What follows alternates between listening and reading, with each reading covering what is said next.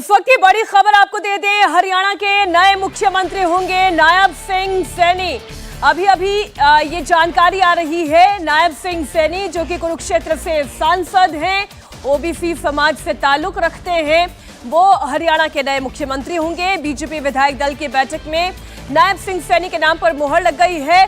खबर दे रहे हैं देवेंद्र पराशर। देवेंद्र, नायब सिंह सैनी पर लगातार सुबह से चर्चा चल रही थी, यही सीएम बनेंगे? जी हाँ मीनाक्षी, और 1:38 पर विधायक दल की बैठक में नायब सिंह सैनी के मुख्यमंत्री के नाम का ऐलान कर दिया गया। ये हमारे टॉप सोर्सेज ने हमें इस बात की जानकारी दी, और साथ साथ एक डिप्टी सीएम भी होंगे। और इसका सीधा मतलब ये था कि अनिल विज जब बाहर निकले हैं तो अनिल विज की वो नाराज़गी थी, संजय भाटिया उन्हें मनाने की कोशिश कर रहे थे, और हालांकि आप बाद में देखना होगा कि वो चीज़ें कैसे डेवलप होती है। लेकिन फिलहाल नायब सैनी जो कि पिछड़े कम्युनिटी से आते हैं, अभी सांसद हैं, कुरुक्षेत्र के वो सांसद हैं, उनको नया मुख्यमंत्री चुन लिया गया है। और एक डिप्टी सीएम होगा जाट कम्युनिटी का। शाम 4 बजे शपथ ग्रहण का समारोह, जो इससे पहले 1 बजे के लगभग तय किया जा रहा था, लेकिन क्योंकि विधायक दल की बैठक में विलंब हुआ तो उसके बाद उसको शाम 4 बजे का समय रखा गया है। तो कुल मिलाकर जो चीज़ें यहाँ स्ट्रीमलाइन की गई थी उस अनुरूप में उसी स्क्रिप्ट को आगे बढ़ाया जा रहा है। और अब ये तय मानिए कि मनोहर लाल खट्टर को लोकसभा का चुनाव लड़ाया जाएगा, और अगर केंद्र में फिर से नरेंद्र मोदी की सरकार बनती है तो फिर उनको केंद्र में कोई जगह दी जाएगी। जिस तरह से शिवराज सिंह चौहान के साथ जो चीज़ें की गई कि विदिशा में उनको लोकसभा का टिकट दिया गया है, वैसा ही आप मानकर चल सकती हैं कि मनोहर लाल खट्टर को भी लोकसभा का चुनाव लड़ाया जाएगा और केंद्र में उनकी भूमिका का उपयोग किया जाएगा। फिलहाल नायब सिंह सैनी के हाथ में कमांड दे दिया गया है मुख्यमंत्री के तौर पे, उनको चुन लिया गया है, यानी कि शाम 4 बजे शपथ ग्रहण समारोह हो जाएगा। देवेंद्र, इसके साथ आपने कहा कि एक डिप्टी सीएम बनाए जाएंगे, क्या उनका नाम भी बाहर आया है? बस कम्युनिटी हमें बताया गया, अंदर बैठक में मौजूद एक सोर्स ने जो मैसेज किया है उस मैसेज में यह था कि Nayab Saini CM 1 DY CM Jat. नाम को लेकर अभी मैंने फिर दोबारा पूछा है कि क्या उनका नाम भी तय कर लिया गया, क्योंकि चेहरे के हिसाब से देखें तो विधायक में बीजेपी के पास कोई बड़ा चेहरा नहीं है। अभी जो मौजूदा सरकार है, पिछली सरकार थी मनोहर लाल खट्टर की, उसमें 5 जाट चेहरे थे मंत्री के तौर पर, जिनमें से 2 बीजेपी के थे, 1 इंडिपेंडेंट, 2 जेजेपी के। तो बीजेपी के जो 2 नाम हैं उसमें एक महिला है कमलेश ढांडा, पहले उनके पति विधायक हुआ करते थे, वो मंत्री भी रहे थे, उसके बाद वो पिछली बार विधायक बनी और उनको महिला बाल विकास मंत्रालय का जिम्मेदारी दी गई। हालांकि वो तेज तर्रार नेता के तौर पर उन्होंने अपनी ख्याति बनाई है। और दूसरे कृषि मंत्री हैं वहाँ पर JP दलाल। ये 2 जाट चेहरे खट्टर सरकार में जाट चेहरे के तौर पर थे। अब DY CM की जिम्मेदारी इन दोनों में से किसी को दी जाती है या फिर कोई नया जाट विधायक को बनाया जाता है, उसके लिए फिलहाल अभी इंतजार करना होगा। बिल्कुल, इस वक्त की बड़ी खबर एक बार फिर दर्शकों को बता दें, हरियाणा की कमान अब नायब सिंह सैनी को दी जाएगी। अभी तक जिम्मेदारी वो बीजेपी के प्रदेश अध्यक्ष के तौर पर निभा रहे थे, लेकिन आज शाम शपथ ग्रहण होगा, नायब सिंह सैनी बनेंगे हरियाणा के मुख्यमंत्री। इसी खबर के साथ एक छोटे से ब्रेक के लिए हम रुक रहे हैं, होंगे फौरन हाजिर।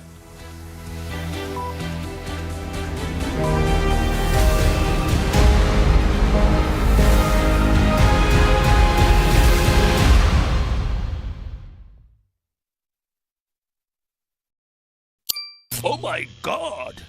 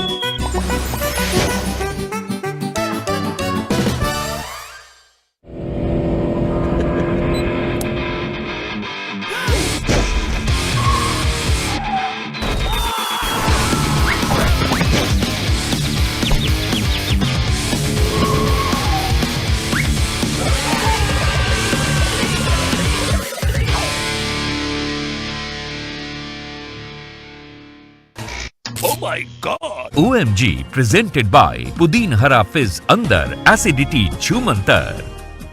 अगर आपके चेहरे पर कोई दाग धब्बे ना हो तो आपको महसूस होता है फर्क आत्मविश्वास का, आपकी जीत और ग्लोरी का। ग्लो से ग्लोरी तक की इस यात्रा के लिए पतंजलि लाया है फेस वॉश की रेंज, जिसमें है हनी, नीम, आमंड, केसर, तुलसी, चंदन, एलोवेरा आदि के गुण। पतंजलि फेस वॉश बढ़ाए आपका आत्मविश्वास। जो भी आया हैरान रह गया। तो रजत जी, आपने एकदम ऐसी चीज खोद के निकाली है जो बहुत कम लोग इस देश में जानते हैं। रजत भाई साहब, ये गाना गा के मैं फंस गया हूँ क्या? दिल के सारे राज खोल गया। सनी, आपकी आंखों में आंसू दिख रहे हैं। लोगों का प्यार जो है ना, यकीन नहीं होता कि मैं इसके लायक हूँ या नहीं। अलग अंदाज का मुरीद बन गया। जब मैं रजत सर को देखता था ना कि ये बात भी पूछ लेते हैं, सामने वाले को बुरा भी नहीं लगता है। आप जैसा मेरा वकील होते तो सारे कुछ बताने की जरूरत नहीं पड़ती। मुझे रजत जी जैसा वकील चाहिए। बड़ी से बड़ी बात कह गया। आज भी आपकी अदालत में हम कहते हैं कि हम कोई चमत्कारी नहीं है, हम कोई ईश्वर नहीं है, हम कोई महात्मा नहीं। आप जैसा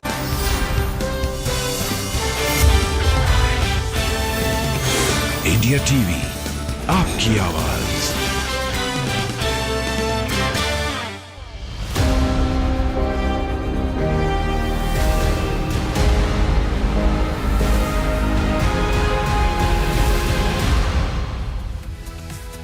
वक्त की बड़ी खबर एक बार फिर आपको बता दें, मुख्यमंत्री मनोहर लाल खट्टर का इस्तीफा और अब उन्हें सीएम पद से हटाया गया। नायब सिंह सैनी को हरियाणा के मुख्यमंत्री का चार्ज दिया गया है। इस वक्त की बड़ी खबर, और इंडिया टीवी ने सबसे पहले आपको ये जानकारी दी थी।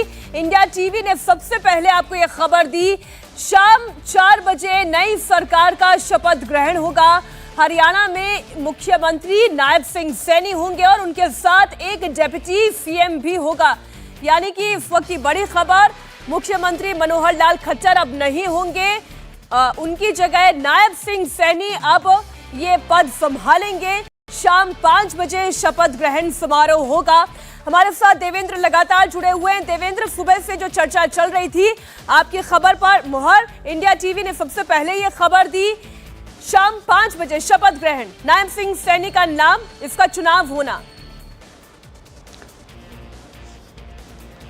देखिए, बहुत बड़ा फैसला पार्टी के लिए अगर आप देखें तो बड़ा फैसला है, सरप्राइज करने वाला फैसला है। और एकदम से आप कहें कि इसकी सुगबुगाहट प्रदेश में कल तक तो नहीं थी। कल दोपहर तक प्रदेश के नेताओं से भी जब बातचीत हो रही थी, वो इस लाइन पे नहीं जा रहे थे, वो बाकायदा इस लाइन पे ज़रूर जा रहे थे कि जेजेपी के साथ क्या होगा। आज भी सुबह हरियाणा के कई नेता ये सुबह फ़ोन करके पूछ रहे थे, लेकिन 8 बजे के बाद हरियाणा के नेताओं ने ये बताना शुरू कर दिया था कि मुख्यमंत्री का इस्तीफा हो सकता है।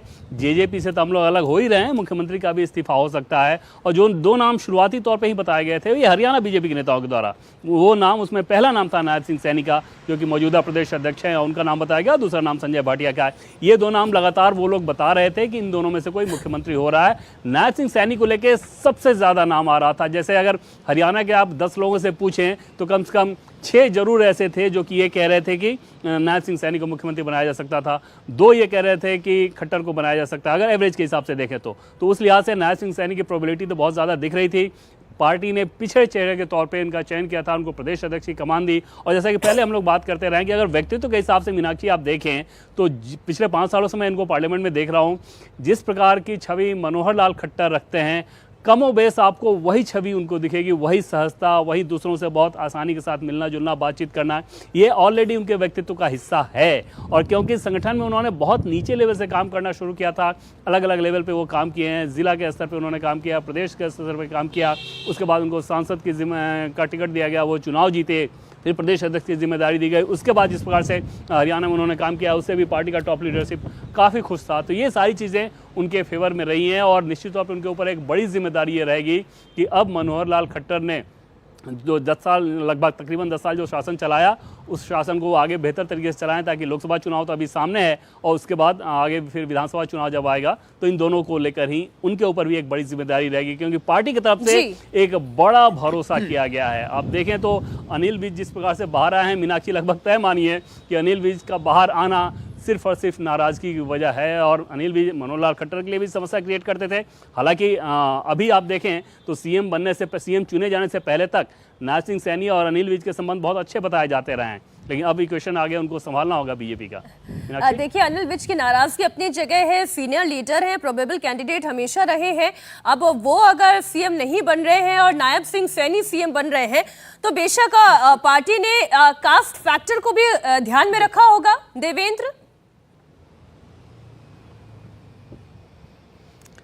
जी हाँ, निश्चित तौर पे पिछड़े, जैसे पहले मैंने कहा कि पिछड़े कम्युनिटी से आते हैं और पिछड़े कम्युनिटी के व्यक्ति को अगर आप कमान दे रहे हैं तो वहाँ पर एक तो गैर जाट पे तो जाना ही जाना था बीजेपी को, इसमें तो कोई डाउट ही नहीं था। बीजेपी की पूरी पॉलिटिक्स ये रहती है कि आपको प्रमुख चेहरे के तौर पर गैर जाट पे जाना है, और उसकी बड़ी वजह यह है कि जाट ऑलरेडी कंसोलिडेटेड हैं। चाहे कांग्रेस पार्टी की बात कर लें या INLD की बात करें तो उन लोगों के साथ वो हैं, तो आपको जो वोट बैंक दूसरा खाली था उसको कंसोलिडेट करना था। बीजेपी ने इसी लाइन पे हरियाणा में काम किया, उसी लाइन पे काम करते हुए वो सत्ता पे पहुंचे। तो मुख्यमंत्री का जो चयन होना था वो नॉन जाट कम्युनिटी से होना था, पिछड़ा होना था, ताकि आप वो जो मैसेजिंग जो भी दी जाती है उस कम्युनिटी के लिहाज से वो भी दिया गया। तो इसमें कोई दो राय नहीं कि उनके बैकग्राउंड के साथ साथ उनके कास्ट का भी ध्यान रखा गया उनके चयन को लेकर। दो चीजें अब एकदम क्लियर हैं। पहली बात तो ये हर्षवर्धन जी की मनोहर लाल खट्टर अब उन्हें दूसरी जिम्मेदारी दी जाने वाली है। ठीक वैसे ही जैसे देवेंद्र ये इशारा कर रहे थे कि अब जैसे शिवराज सिंह चौहान उन्हें चुनाव लड़ाया जा रहा है, अब मनोहर लाल खट्टर भी चुनाव लड़ेंगे। नहीं, निश्चित तौर पर। और देखिए, भारतीय जनता पार्टी जिस तरह से काम करती है, मनोहर लाल खट्टर को मुख्यमंत्री की कुर्सी से हटाने की कोई बड़ी वजह नहीं है, कोई ऐसा कारण नहीं है, कोई असंतोष नहीं है, कोई गलत काम नहीं है। लेकिन मुझे एक बात बताया ना हर्षवर्धन जी, आप कह रहे हैं कि कोई असंतोष भी नहीं है, कोई परेशानी भी नहीं है, किसान आंदोलन को भी उन्होंने बहुत अच्छी तरीके से मैनेज कर लिया, फिर हटाने की आवश्यकता क्यों है? नहीं, मुझे लगता है यहीं पर जाकर भारतीय जनता पार्टी, जो मैंने इससे पहले की टिप्पणी में कहा कि भारतीय जनता पार्टी ने एक कमाल का फॉर्मूला निकाल लिया है। वो मध्य प्रदेश में दिखता है, वो गुजरात में दिखता है, वो दिल्ली में दिखता है, वो छोटे चुनाव में भी दिखता है। सर, एक ये तस्वीर आ गई है, पहले ये तस्वीर हम जरा दर्शकों को दिखा दें। आप देखिए, मनोहर लाल खट्टर दिखाई दे रहे हैं, अर्जुन मुंडा दिखाई दे रहे हैं, बिप्लब देव दिखाई दे रहे हैं, और तस्वीर थोड़ी सी बदल गई है। बिल्कुल, और हाथों में गुलदस्ता भी दिखाई दे रहा है। देखिए, खबर इंडिया टीवी की है, सबसे पहले खबर हमने दी, खबर पर मुहर भी है और ये तस्वीर भी आपके सामने है। नहीं, निश्चित तौर पर। और देखिए, खट्टर जी को लेकर प्रधानमंत्री नरेंद्र मोदी जिस तरह का भाव रखते हैं, उसमें यह मानना है कि किसी वजह से उनको हटाया गया हो, कम से कम मुझे ये नहीं लगता है। और अब ये भी लगता है कि अब निश्चित तौर पर खट्टर जी लोकसभा चुनाव लड़ेंगे। भारतीय जनता पार्टी की अपनी जो मशीनरी है, उनका जो काम करने का तरीका है, जो हम लोगों ने मध्य प्रदेश में भी देखा, राजस्थान में देखा, छत्तीसगढ़ में देखा कि किस तरह से प्रत्याशी चयन जब वो करते हैं तो कई बार विधायक को सांसद और सांसद को विधायक, केंद्र का मंत्री, राज्य में, ये कोई बहुत बड़ी चीज नहीं होती है। उसके पीछे उनके अंदर का एक मैकेनिज्म होता है। मुझे लगता है हरियाणा में 10 की 10 सीटें जीतना, उसके लिए एक नए समीकरण की आवश्यकता थी, जिसमें नायब सिंह सैनी जो ओबीसी समाज से आते हैं, और सैनी अगर देखें तो ये पश्चिमी उत्तर प्रदेश और जिसको हम कहते हैं ना कि ओबीसी में मौर्य, कोयरी, कुशवाहा, उससे भी जुड़ता हुआ एक समाज आता है, वो भी एक संदेश देने की कोशिश होगी। कुल मिलाकर हरियाणा की राजनीति और लगे हाथ जो उससे सटा हुआ राज्य है पश्चिमी उत्तर प्रदेश और थोड़ा बहुत हद तक राजस्थान। समीर जी, क्या 10 सीट की गारंटी वाला नाम, गारंटी वाला चेहरा, और यही इसीलिए ये प्रयोग भी? देखिए, 10 सीटों की गारंटी तो प्रधानमंत्री मोदी की गारंटी पर वैसे भी 10 सीटें मिलने वाले थे। अगर मुख्यमंत्री नहीं भी बदलते तब भी 10 सीटें भारतीय जनता पार्टी जीतती। 2019 में भारतीय जनता पार्टी ने 10 की 10 सीटें जीती थी। मुझे लग रहा है भारतीय जनता पार्टी, प्रधानमंत्री मोदी और अमित शाह खास तौर से इस चीज के लिए जाने जाते हैं कि वो दूर की राजनीति देखते हैं। मुझे लगता है 2024 में जिस तरीके से प्रधानमंत्री मोदी भारतीय जनता पार्टी का राष्ट्रीय स्तर पर एक अपनी कैबिनेट देखना चाहते हैं, राष्ट्रीय टीम देखना चाहते हैं, उसकी शुरुआत हमें यहाँ से दिख रही है कि मनोहर लाल खट्टर को मुझे लगता है कि मुख्यमंत्री से इस्तीफा दिलवाकर दिल्ली लाया जाएगा। हो सकता है कि वो कोई बड़ी संगठन में जिम्मेदारी निभाए या प्रधानमंत्री मोदी की कैबिनेट में कोई बड़ी जिम्मेदारी ले। आप देखिए कि मध्य प्रदेश के मुख्यमंत्री रहे शिवराज सिंह चौहान को विदिशा से चुनाव लड़ाया जा रहा है। सर, आपने तो अभी सरकार बनी नहीं, कैबिनेट भी बना लिया। नहीं, सरकार तो बनना तय है, ये तो उसमें कोई दो राय नहीं, सरकार बनना तय है। प्रधानमंत्री मोदी 2024 की प्लानिंग कर चल रहे हैं। और आप देखिए, विप्लव देव जो हरियाणा के संगठन प्रभारी भी रहे, वो त्रिपुरा के मुख्यमंत्री रहे, वो भी त्रिपुरा से चुनाव लड़ रहे हैं। तो मुझे लग रहा है कि वो भी दिल्ली केंद्र की राजनीति के अंदर आएंगे। तो ये बताता हूं, ओबीसी को एक मैसेज मैसेज देना था पूरे देश के अंदर। जिस तरीके से राहुल गांधी ओबीसी की लगातार बात कर रहे थे, ओबीसी मुख्यमंत्री बनाकर भारतीय जनता पार्टी ने फिर बताया है कि मध्य प्रदेश में हमने ओबीसी मुख्यमंत्री दिया है, आज हरियाणा में हमने ओबीसी मुख्यमंत्री दिया है, और राहुल गांधी के ओबीसी काट के लिए जरूरी था। और जहां तक हरियाणा की बात है, हरियाणा में भारतीय जनता पार्टी ने 2014 में यह तय कर लिया था कि गैर जाट की राजनीति हरियाणा में करना है। जब जाट कांग्रेस के साथ, INDL के साथ और जेजेपी के साथ लग रहा था कि बाद में जुड़ गए हैं, तो भारतीय जनता पार्टी ने तय कर लिया था कि प्रदेश में हमें जाटों को छोड़कर जो गैर जाट है उस कम्युनिटी को साधना है और उन्हें अपना वोट बैंक बनाना है। भारतीय जनता पार्टी ने उसमें पूरी सफलता हासिल की थी। गैर जाट की राजनीति जो हरियाणा में भारतीय जनता पार्टी ने शुरू की थी वो कंटिन्यू रहने वाली है। सैनी ओबीसी से आते हैं और मुझे लग रहा है कि लोकसभा चुनाव में वैसे भी भारतीय जनता पार्टी इस बात को जानती है कि प्रधानमंत्री मोदी की इतनी लोकप्रियता है कि जाटों का भी एक वर्ग प्रधानमंत्री मोदी को वोट अभी तो डेप्यूटी सीएम कौन होगा उस नाम का भी खुलासा होना बाकी है राहुल जी, लेकिन ये चेंज क्यों किया गया है? देखिए, मुझे लगता है कि जैसे मैंने आपको कहा कि कुछ कम्युनिटीज़ थी जिन्होंने हरियाणा में बीजेपी को पिछली बार वोट नहीं किया था। उसमें थी यादव कम्युनिटी, जो है जाटव कम्युनिटी, और जो है मुस्लिम कम्युनिटी। इन्होंने बीजेपी के लिए वोट नहीं किया था। अब आप अगर ओबीसी की बात करेंगे तो हरियाणा में अहिर और यादव 24% वोट है इनका, और यहाँ पर मुझे लगता है कि बीजेपी का समीकरण है जो यादव वोट और अहिर वोट को अपने साथ करना चाहता है। जहाँ तक नायब सिंह सैनी का सवाल है, वो इसी कम्युनिटी ओबीसी से आते हैं। और आपने ये भी ध्यान दिया होगा कि जब राजस्थान का चुनाव हो रहा था तब नायब सिंह सैनी का इस्तेमाल जो है राजस्थान में चुनावों में किया गया था। वहाँ पे उनको जो है प्रचार के लिए भेजा गया था और काम करने के लिए भेजा गया था। तो उनका वहाँ से भी काम का जो मैसेज था वो शायद बीजेपी के अंदर जो है उन्होंने देख के उसको भी एक फैक्टर रहा होगा। दूसरी बात ये भी है कि अगर आप 10 साल तक मुख्यमंत्री रहे हैं तो शायद बीजेपी के भीतर ये भी सोच हो रही है कि जो 10-10 साल या 15-15 साल मुख्यमंत्री रह चुके हैं तो शायद नए किसी चेहरे को जो है तवज्जो दी जाए या उनको मौका दिया जाए।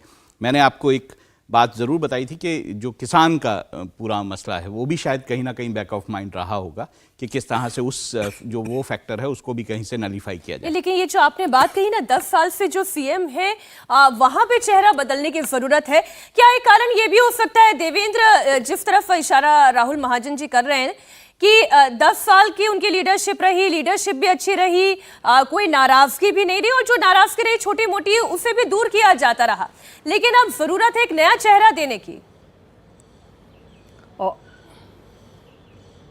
देखिए मीनाक्षी, एक चीज़ तो तय मानिए कि जैसे लोकसभा चुनाव सामने हो और 6 महीना बाद विधानसभा चुनाव हो, तो ऐसे में अगर मुख्यमंत्री को हटाया जाता है तो वो अकारण नहीं होता, उसके पीछे ठोस वजह होती है, तभी हो सकता है। ये समझने वाली बात है।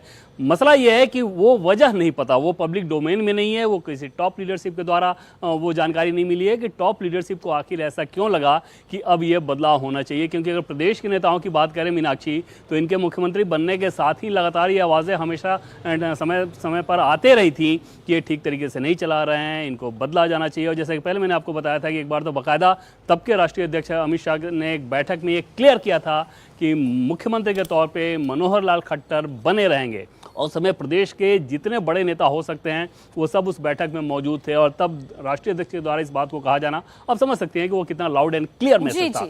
लेकिन अब इस समय पे अगर बदला गया है तो वो अकारण नहीं है, वो पार्टी के मैं देवेंद्र आपके पास वापस लौटूंगी। संजय भाटिया कुछ कह रहे हैं, एक बार दर्शकों को सुना दे। एक बात कह सकता हूँ, मनोहर लाल जी जैसा व्यक्तित्व और व्यक्ति राजनीति के क्षेत्र में होना असंभव सा काम है। बहुत बड़े नाम हरियाणा की राजनीति में पहले भी रहे हैं। चौधरी देवीलाल बहुत बड़ा नाम थे, चौधरी भजनलाल बहुत बड़ा नाम थे, चौधरी बंसीलाल भी बहुत बड़ा नाम रहे।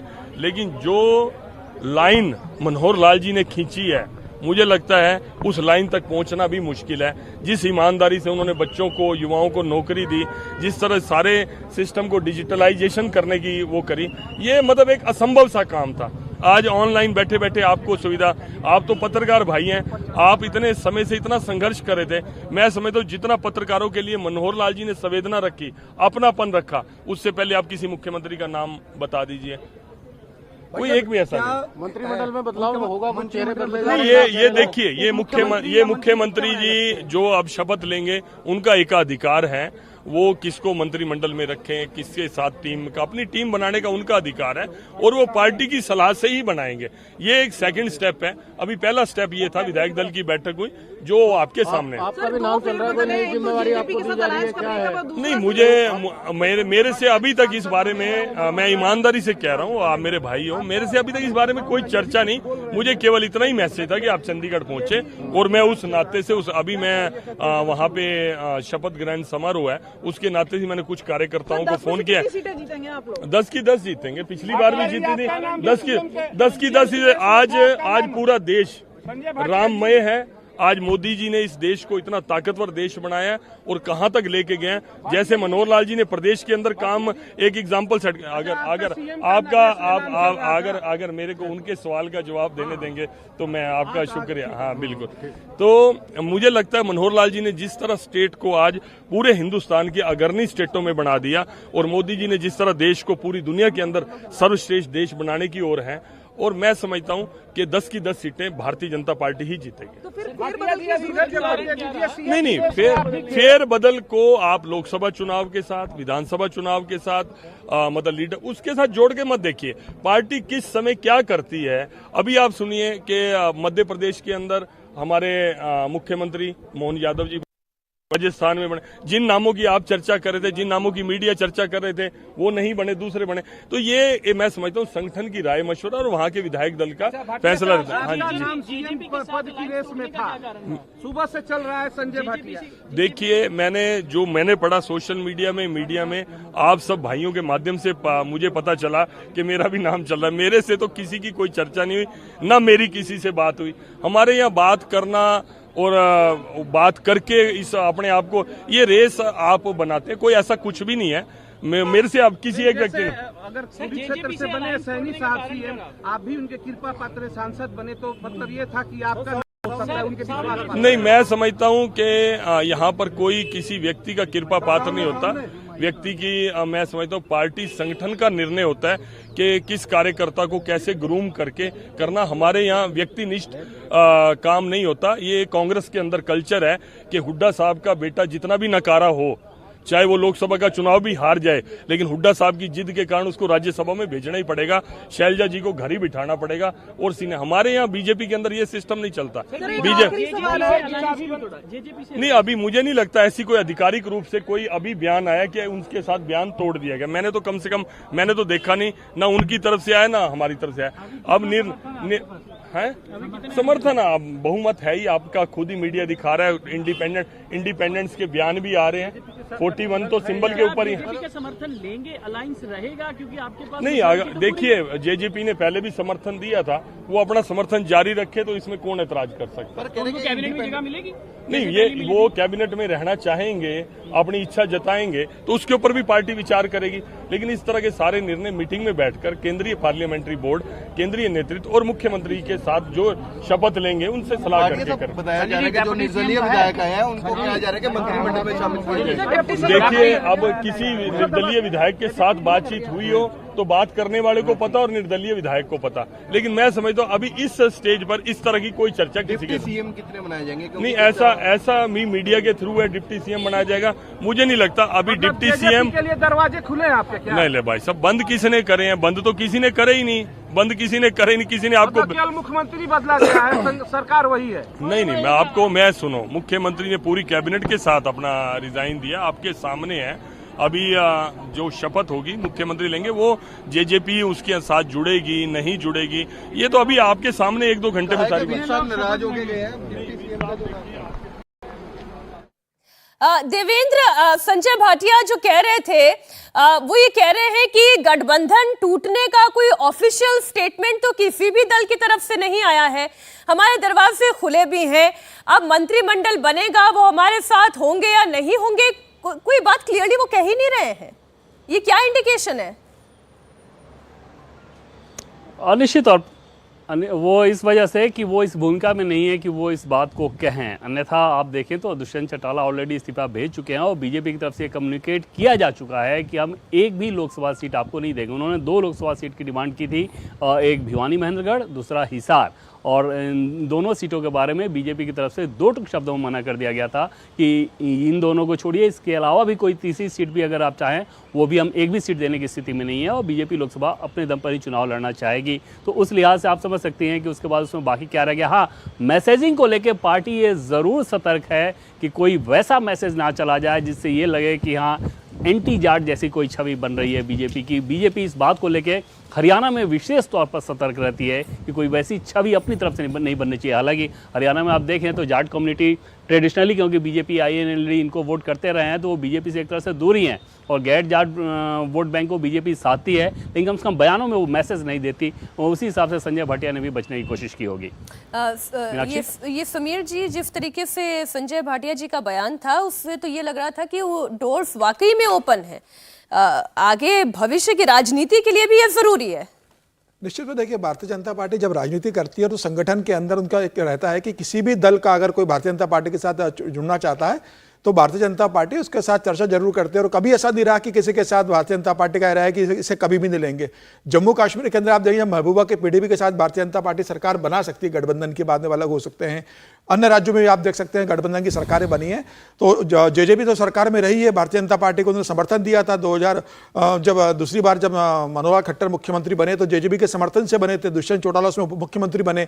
तो मुझे लग रहा है कि JJP के साथ भी भारतीय जनता पार्टी की बातचीत रहेगी, क्योंकि कब किसकी जरूरत पड़ जाए राजनीति के अंदर कहा नहीं जा सकता। और जब लोकसभा चुनाव है तो लोकसभा चुनाव के समय इस तरह से भारतीय जनता पार्टी संदेश देना नहीं चाहती कि बस JJP से पूरी दूरी बना ली और जाटों को नाराज करना चाहती है।